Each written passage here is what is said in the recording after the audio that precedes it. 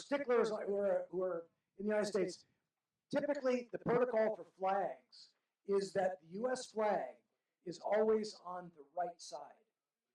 But we are on Mexican territory. This is the residence of the Consul General of Mexico, whom we are truly honored. And the laws of Mexico, which apply here, say that the Mexican flag is on the right-hand side. So for those of you who are sticklers and wondering why is this the case, that's why. So you are on Mexican territory here. So buen provecho, which is to say, bon appetit.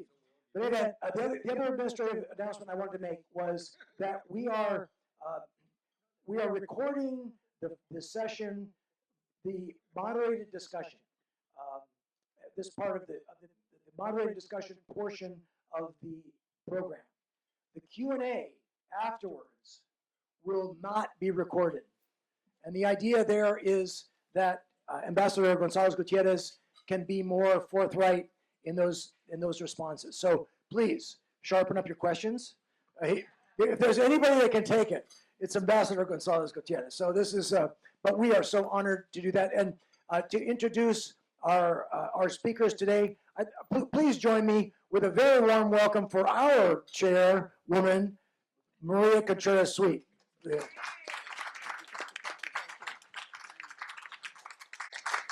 There is nothing more special to me than to break bread with dear friends. So thank you so much for being here with us today and for allowing us to indulge us with your presence and the gift of your generosity of supporting our organization. Thank you deeply from the bottom of my heart.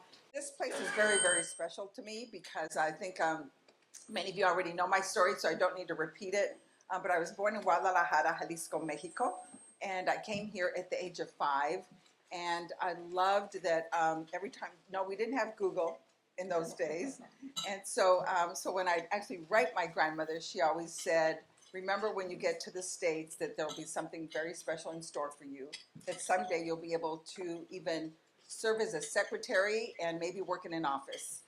And so with the good grace of the good Lord and her many, many prayers, I was allowed to serve on the President's cabinet as a cabinet secretary and to hold office. So that is the beauty of immigration, of contribution, of all good things that can happen in a country when we approach it correctly. So I want to thank you for embracing that thought. There is nowhere that I go, Mr. Ambassador, where I don't remind people that I'm Mexicana. In my heart, I always will be. So I wanted you to know first why these things are important to me. I think we need to build bridges, cultural understanding of each other. When you know somebody, you can't help but love them and have a deep affection for them. And that's what this is about. And that's why, for me, the World Affairs Council is sort of my fun project, my candy, if you will, that I just think it's so important more than ever today that we have a place where we can have a civil discussions about really tough issues, the pressing issues of the day, and have a civil discourse around them. I think that the World Affairs Council is the only place that I know of, the only place in town where you can get the top decision makers, the top policy makers, the top corporate officers, and have direct interaction with them. Be able to ask your questions directly firsthand. With the spinning that goes on so many days, this is what we all need just to make sure that we're hearing truth and that we can speak truth to power. So again, I want to thank you for indulging us in this event. This particular event is a special treat for me because it is our Mexico, our relationship. So many times I talk about it as a corporate leader, as a public official. I talk about the importance of China, for sure, the UK and the EU and all that that means to us in terms of our economic future. But I really understand that it is not China, it is Mexico that is our most important trading partner. China, we buy from them. Mexico, they buy from us. Which one do you think is more important? And so when we consider also, that's one point. The second point that I really value about this relationship is that when we buy things from China, there is very little value add by the time they ship it over here. We just add very little. With Mexico, the value add of the U.S. and the Mexico is so much stronger. I was recently invited to visit Mexico with Janet Yellen. And it was just a very special tribute because it's the only country in the world where they respect the diplomatic relationships that exist between us. And so to that extent, they established a new coin a brand new coin. They've taken away the 20 peso, the bill, el papel, and now have a beautiful new coin that is emblazoned with the eagle of the United States and the eagle of Mexico. So they respect us so much so that it's the first time a country puts our symbol on their coin. And I think that really speaks a lot to the friendliness, the respect that we have for one another and how we can help one another. And third, there are border country right here between us. So for all those reasons, I think today's dialogue is really important. And for those of you in the room that care, it's the first time we have a Mexican woman president. And I think that also can bring some very interesting things with it. And so we have great hope for this relationship. With that, I want to tell you that I'm just thrilled that we have a very renowned, respected journalist, professor from USC and otherwise. Roberto Suro is renowned throughout. You've read his articles in the New York Times, in the Chicago, LA Times. He is renowned, and we are fortunate to have him housed here in Los Angeles and a professor at USC. So thank you and welcome.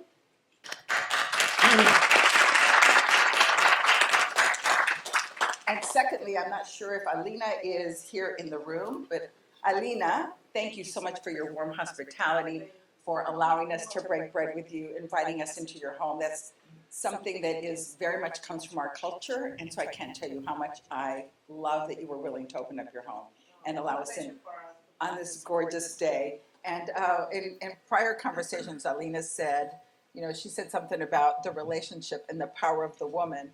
And so, sometimes we say it's an old joke, and I want to say this respectfully, but so many people say, the man is the head of the household, but the woman controls the neck.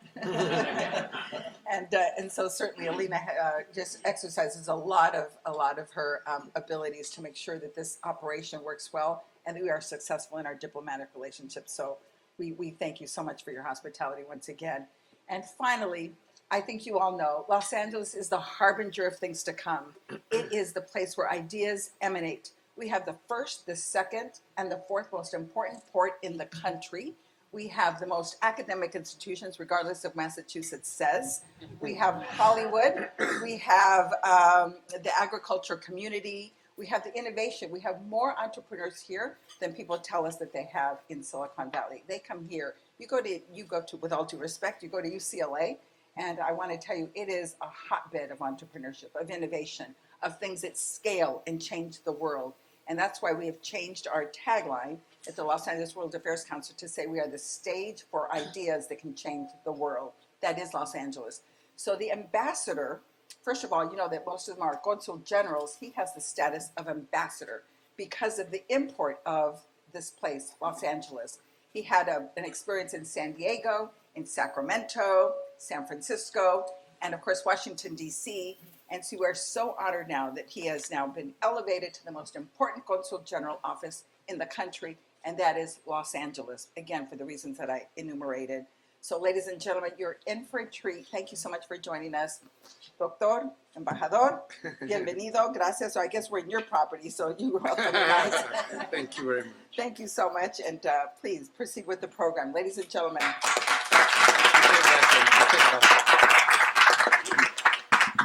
Muchísimas gracias, Maria. If you don't mind, I'm going to be speaking from here. I think it's more comfortable. I have few notes. Not that I'm going to speak for long. I want to be very brief because I know that first we have a moderator de lujo who knows about Mexico very well, and I'm sure that we all are interested in listening to his take.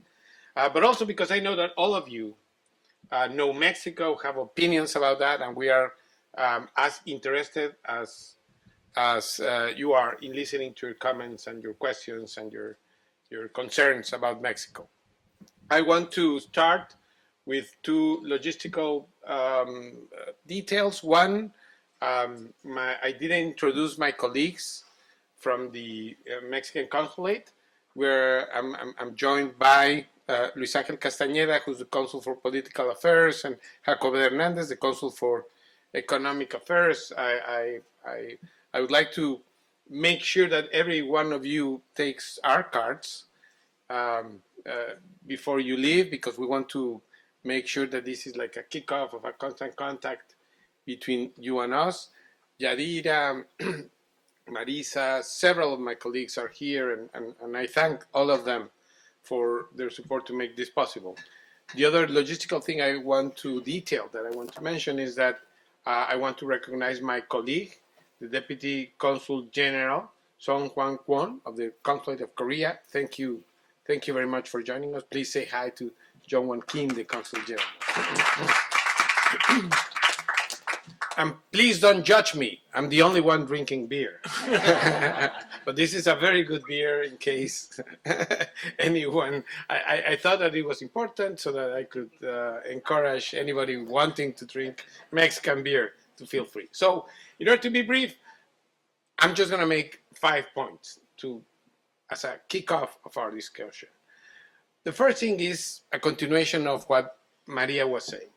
I have the strong impression that Americans take Mexico for granted and frequently forget how fortunate they are of having us as their neighbor. I know that it sounds medio mamuco, kind of presumptuous, but I do think that the stability that my country has provided, the economic growth that it has provided, and the open integration that it has promoted during the last 3-4 decades, perhaps a bit more, with the US, are assets that are of great value to this country.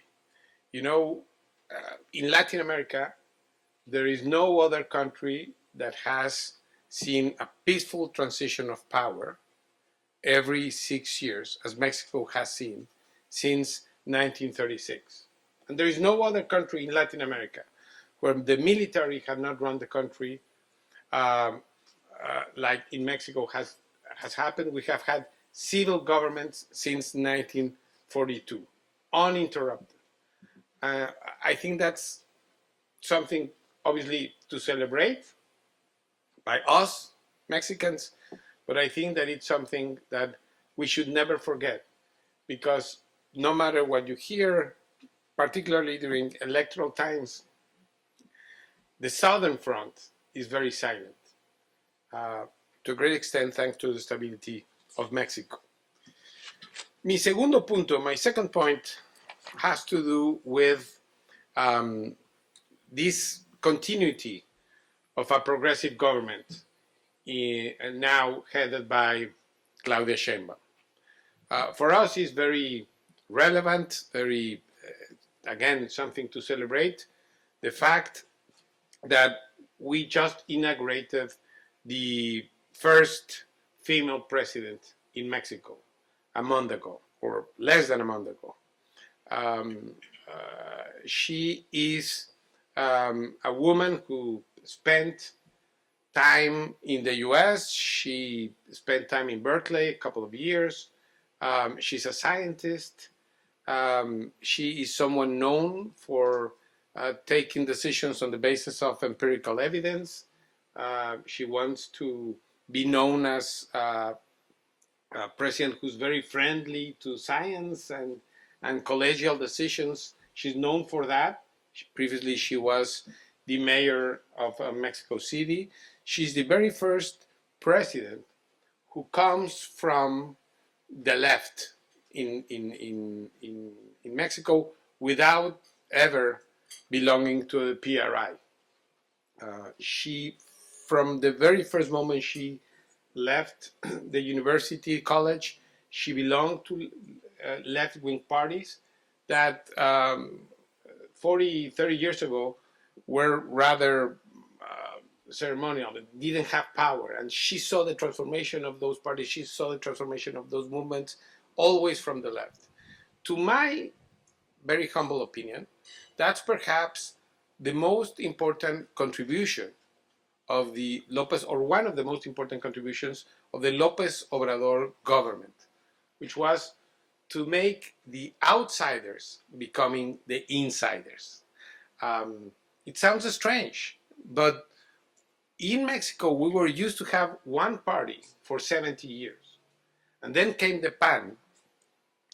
And one of the successes of López Obrador was defining this is the PRIAN, joining both names, as if they were the same one.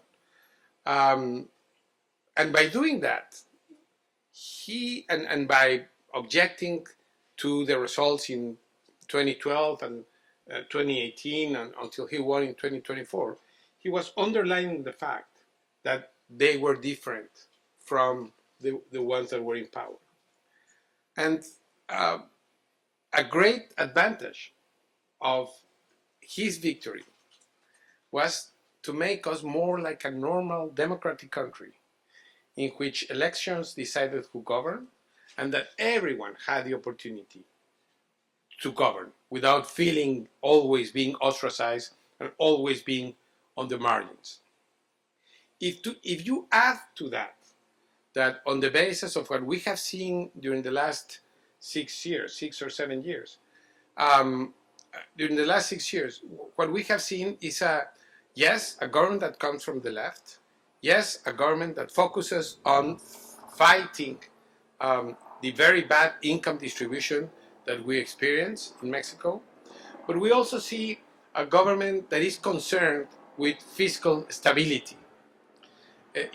Unlike the experiences of other governments that come from the left, that were the opposition for many years, that eventually they gained power through votes. Unlike these other experiences in Latin America, in Mexico you didn't see that inflation went to the ceiling, or that public finances were chaotic and they had to produce money, ask the machine that produces money to get to pay for the bills. In the end, what you saw was a very disciplined, very orthodox in terms of monetary policy government from the left that serves as a big contrast with what we have seen in Latin America before.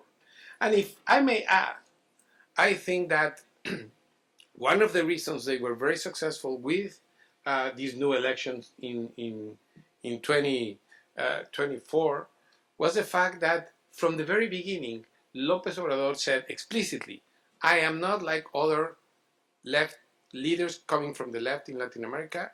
I believe in the principle of sufragio efectivo no reelección. I don't believe in re-election. I don't want to stay here forever. I'm gonna retire to my ranch once my period is over. And people believed him. I think that he was able to transmit that message and to build that trust and be successful in fighting income distribution. Obviously, a task that will last many more years. But because he was successful in doing that, I think that's to a great extent one of the reasons that explains why the current president that made a campaign explicitly again as the heir, como la heredera de López Obrador, got, of every 3 votes, she got 2. She got a massive, massive mandate that now they're trying to use. My third point is NAFTA, the USMCA, has been an incredible success. We have become the #1 trading partner of the United States. Something that if you had told me 30 years ago that this was going to happen, I would not have believed it. Very few people could predict the success of NAFTA from our perspective in terms of our relationship with the US. In terms of goods, just to give you an idea, we trade with the US more goods in terms of volume than Japan, Germany, South Korea, and the UK combined. We need to protect that. We Mexicans need to protect that. And I hope that our friends in Canada and in the United States recognize that this creates prosperity for everyone. However, and that's my 4th point, we are in very difficult times. Um, and we are in a year, as you all, I don't know if you have heard, but there's going to be elections in this country in 1 week. And um, at least one side um, believes exactly the opposite of what the Republican president who signed NAFTA believed um, in 1992, 93, when the treaty was negotiated. And that is free trade is good for the US, and immigration is good for the US. Both of those tenets, which are so basic, so obvious to me, so clear, those are challenged by the candidate from the Republican Party. And it's a huge challenge for us because we need to work with our allies, with our partners in this country, with most countries of the world, in making sure that the American people understand that in the end, free trade is good for the US, and immigration is good for the US in general.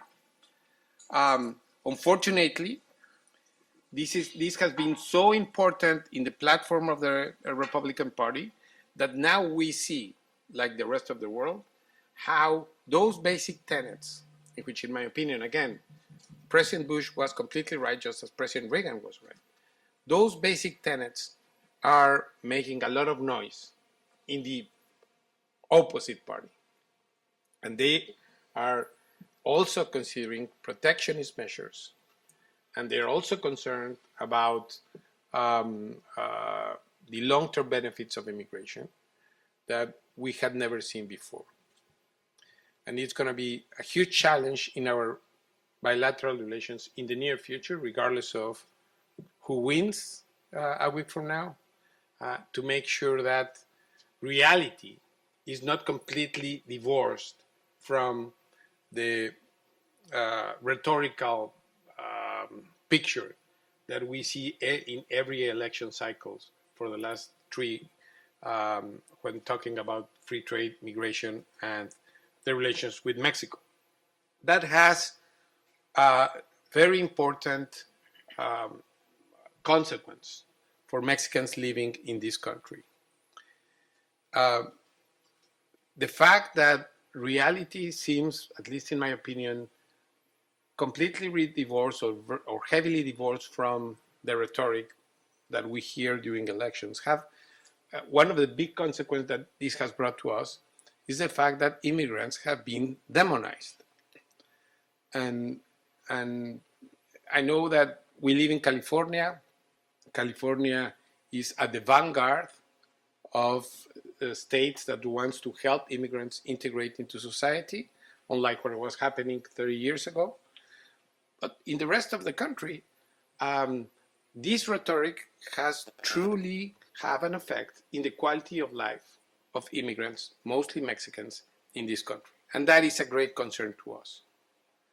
And we do lament that we are in the middle of a cultural war in this country that surrounds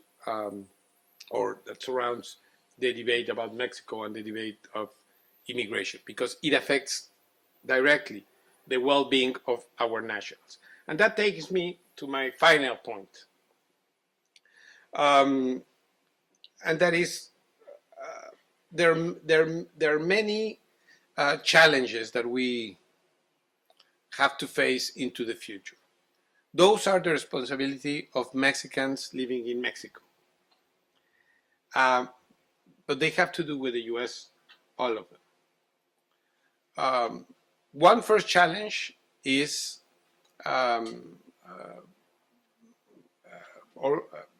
fight against organized crime.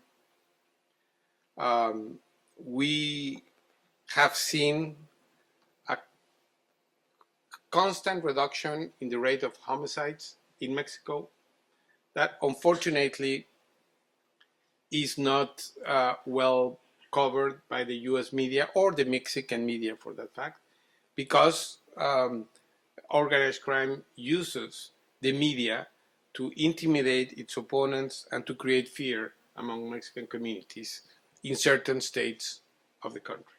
That's our challenge. I am the first one to recognize that we do have a challenge in terms of organized crime, but that is inextricably related to the export of guns that should be used only in war, the export from the US to Mexico. And that's why we have sued the companies that build these guns in US courts in order to, unlike other actors, domestic actors that are prevented from taking them to the courts, we as an international actor want to do something because the problem, which is our responsibility, that's why I began by telling you that the fight against organized crime is our responsibility, is getting much worse and much more difficult because of how integrated our borders are and how easy it is to buy those type of guns in the US and then export them to Mexico. Another challenge that we have is that is clearly related is the judicial reform. In Mexico, there's serious mistrust in the judicial system. There is great confidence. If you look at the polls, if you look at the huge margin that President Claudia Sheinbaum won, there's huge confidence in the ability of the current government to fight corruption. And I think that the judicial reform that is being promoted in Mexico right now, that is now a reality because it was already approved by both chambers. The trigger for that was exasperation about corruption in the judicial system. They need to be more transparent and have a more democratically related judicial system instead of being una bola de billar, like a closed ball of billiards in which nobody could see within. Do a big judicial reform that would bring two things into our reality. On the one hand, the reform is creating a new system to evaluate judges. That system does not depend on judges themselves or the Supreme Court, as it's the case now. And the other big reform is that in Mexico will be the first country that elects all its judges by democratic vote. And that, I think, it's going to be a big challenge. Ahí quisiera terminar. I'd like to finish there and listen to your comments. Well, well, thank you. And thank you for that really excellent tour d'horizon briefing. I think it's just a tremendous summary of where Mexico stands and what the big issues are. And before turning to the principal subject matter, I'm taking advantage of the fact that I've got the microphone to slightly change subject and say something about our host and my interlocutor here, expanding a bit on his brief biography, because I don't think a lot of people really understand the ambassador's career and its importance. So all of you have been familiar with foreign policy and know that career diplomats very rarely make policy. They very rarely are the authors of new ideas in foreign policy. Carlos González Gutiérrez is the principal author of an entirely new branch of foreign policy, the diplomacy of diaspora, which we've known each other for 30 years, and I've seen him in many offices, both in Mexico City and in consulates, playing through multiple governments, through extraordinary changes in the size and the dynamics of this diaspora, being at the very center of an extraordinary effort, a great deal of consistency and commitment by the Secretaría de Relaciones Exteriores to create a network of diplomatic missions in the United States now with more than 50, 60, I don't know how many. 53. 53 consulates. It is by far the largest diplomatic representation of one country in another country. And in this case, it is entirely focused on the well-being of its citizens who are migrants, providing services, including things like healthcare, which people access to healthcare, which people pay not much attention to, and a great many other services to a population that now is 11, 12 million people. What he has helped create, and has been really very much at the center of it, and in Mexico City during key years when this commitment was made and organized and the foreign ministry organized itself around this mission, was understanding the true value of migration and envisioning how, as a matter of policy, you can seek out what migration scholars call the triple win scenario, which is a win for the migrant, a win for the country of origin, and a win for the country of destination. This is the holy grail of migration policy. And people have written about it, people have talked about it. This man has walked the walk. And in an age that is being defined by migration worldwide, where certainly every rich democracy now is confronting very important challenges. Every country that is seeing a falling birth rate is confronting really significant challenges about how to manage the age of migration. Ambassador González Gutiérrez, with the history of this era, is written, and sadly I don't think it's going to be me to do it, but somebody will do it. He will be remembered as an innovator and a great champion of the idea that a nation state has an interest in promoting the well-being of its diasporas, and that the promotion of the well-being of a diaspora is an integral part of the diplomatic relations between a country of origin and a country of destination.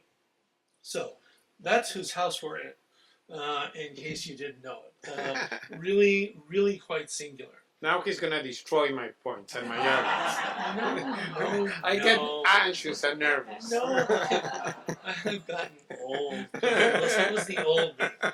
So, but all right, so now I want to turn our discussion here to the topic and the title of the event, which is really U.S.-Mexico relations. You gave a very excellent summary of the situation in Mexico and pointed to some issues in the U.S.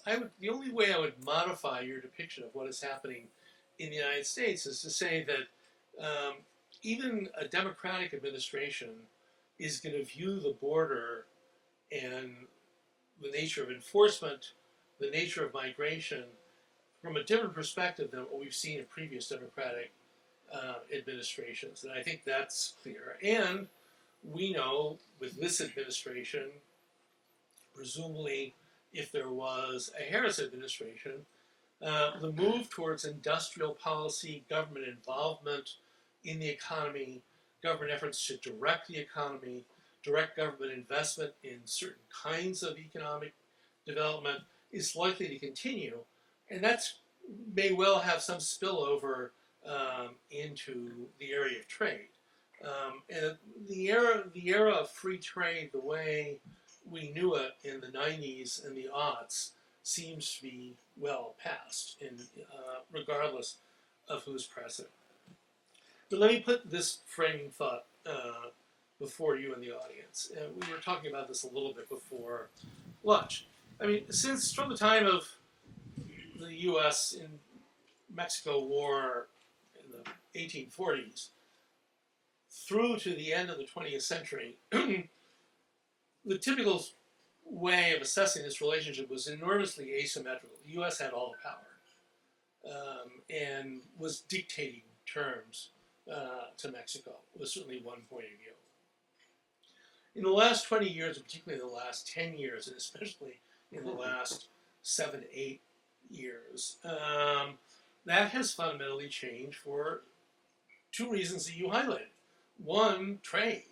All of a sudden now, Mexico is the largest trading partner.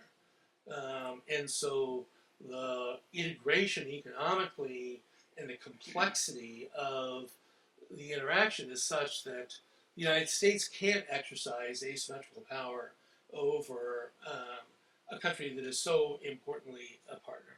And the other is migration, and the fact that now, certainly starting with the Peña Nieto government, which is the one before López Obrador, and certainly through the whole of the López Obrador administration, and presumably during the Sheinbaum administration, there was a transactional relationship between the United States and Mexico, particularly over the flow of migrants to the border, and Mexico has shown, as recently as last fall, that it can just turn it up and turn it down. And there is a reason why this administration went into this campaign enjoying the lowest levels of migration flows across the southern border that it has seen since it was inaugurated. And it wasn't because something changed in the nature of migration flows or in terms of U.S. enforcement. It was almost entirely the work of the Mexican presidency over the last, since January. Date certain. You can see it in the numbers. You can look at when the meeting happened in Mexico City, when the deal was struck, and when the orders were given, and the migration changed. This fundamentally changes the relationship and gives Mexico a lever, an aspect of leverage over the United States that it never enjoyed in the 20th century, and that is only increasing. And so the other factor that would add just a little footnote to your excellent description of the new president and what her likely program is that, interestingly, and this is underscoring something you've said, you have a progressive government that has relied greatly on the private sector to generate revenue.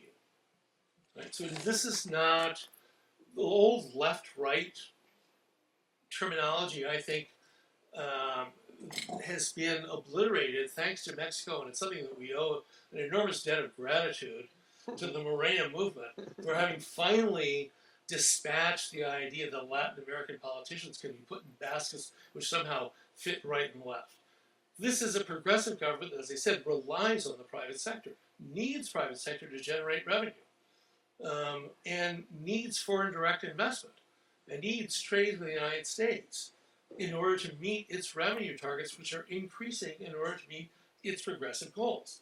A very ambitious spending agenda, for which it's not clear where the money is going to come from, unless growth increases from 3% to 4, 5, 6% to really meet Sheinbaum's long-term goals. So on the one hand, you've got this leverage in the relationship that comes from migration. On the other hand, this need that comes from the necessity to nurture the economic relationship with the United States in order to meet the progressive objectives of the government. How would you describe Mexico's priorities in the U.S.-Mexico relationship in the next year or so? What's going to be at the top of the agenda? What is the quid that Mexico is going to ask for in exchange for border control, for example? What does it want? That's a question? They call it Casa Mexico for a reason, Mr. Ambassador. What do you want? You've got, just take the transaction that's going to happen between whoever is the next Secretary of Homeland Security, whoever the next Elizabeth Sherwood Randall, great Angelino, and an amazing zealot figure in American diplomacy. Whoever that is, that goes and sits with Sheinbaum, what's she going to say I want in order to keep the border more or less the way it is now? I think that's a good question, a fair question. And if I may, before I answer, I have to, um, I failed to recognize Consul Jonathan Ruta, also a colleague of mine. He's the consul and head of political, economic, and cultural and public affairs of our friends, the Consul General in Canada. Bienvenido. Muchas gracias. Thank you.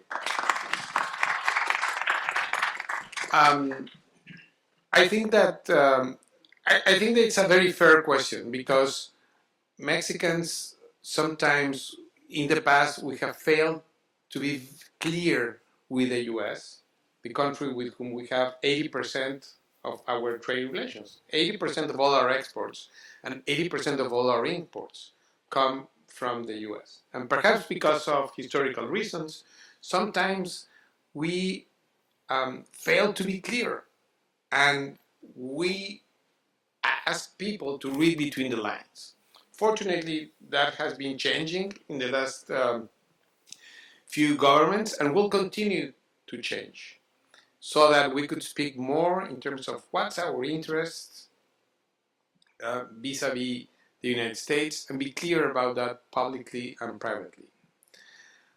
To me, it's very clear what are the two main objectives vis-a-vis the United States. On the one hand, because I agree with what Roberto just said, we depend on exports.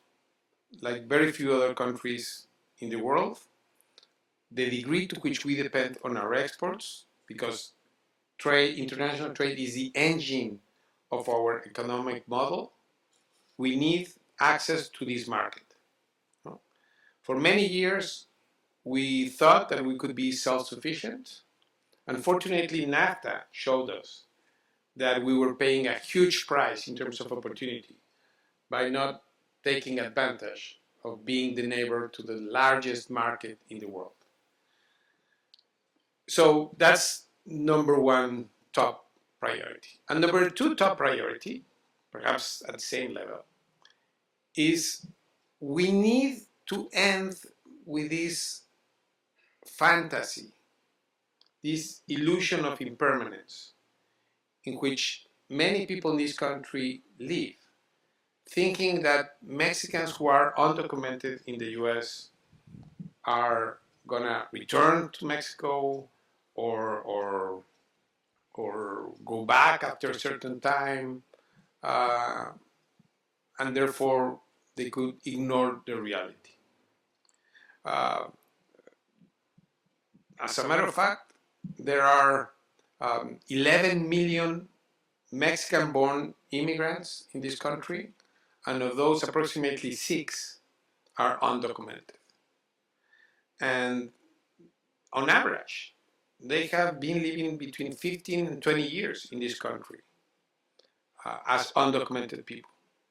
So if you ask me, if I were who decides what are the two top priorities of Mexico vis-a-vis the US, I would say access to our products, free trade, because we depend on that. And two, let's face reality and allow those who have established roots in this country to regularize their situation.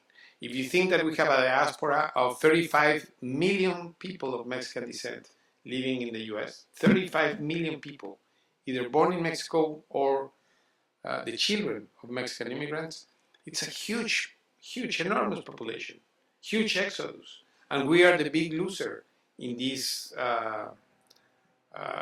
scheme. So that would be my two priorities. One short question that I think I want to turn it to the audience, where I'm sure a lot of questions rise. So, both of the last two presidencies, at different times, have agreed to cooperate extensively with U.S. border enforcement control measures, including accepting people back that the U.S. doesn't want to enter the country, turning people away from the border, interfering with transit through Mexico. Is there anything that we know about President Sheinbaum that would lead you to think that that might change? Is there anything she said or done that you think might indicate a different direction? That she doesn't want to collaborate? Or should collaborate, that whatever her attitude might be different than what has been this very transactional approach. But the offer to be the essential partner in migration control has been there.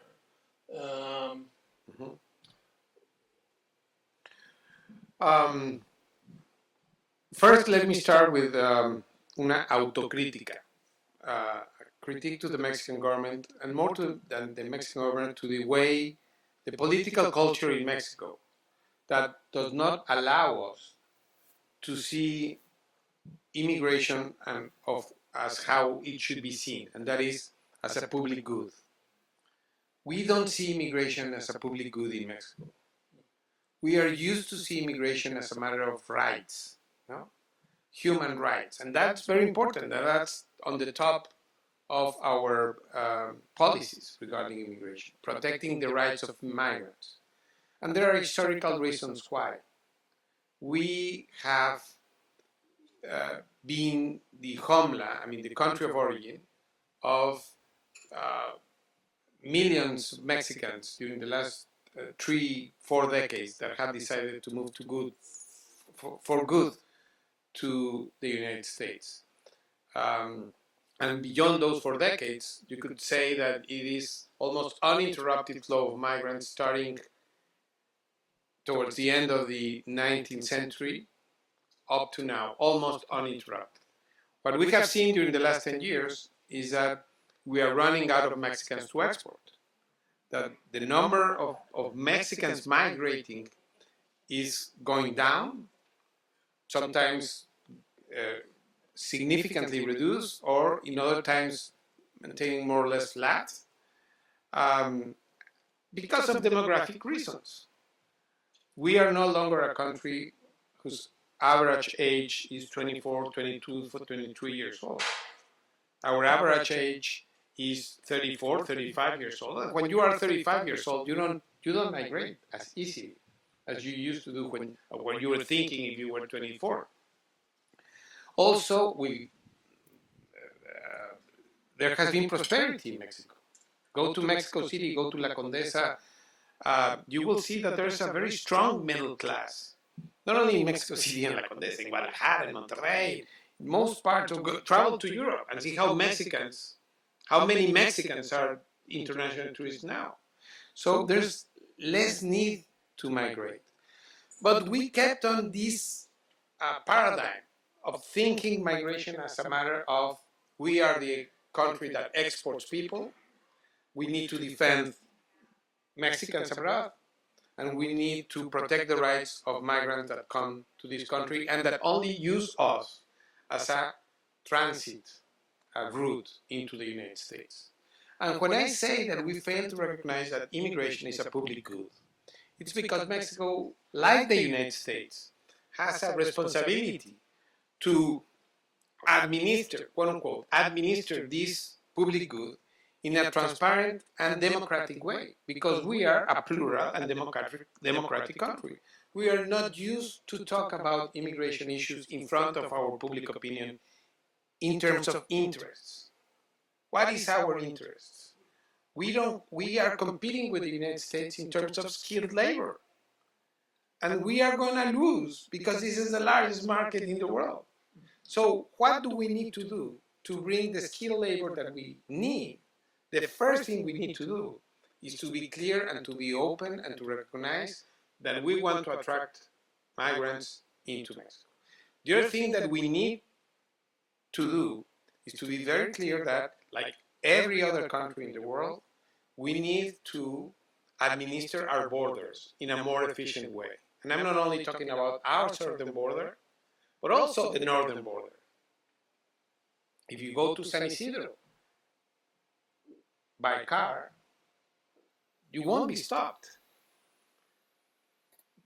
I'm not advocating for stopping people coming to Mexico. That would be shooting ourselves into the foot.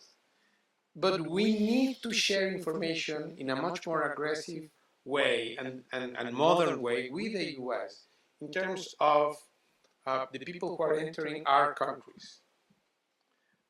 Very much so like Canada does with the US. And we need to recognize it as our need and sell it in Mexico as our need.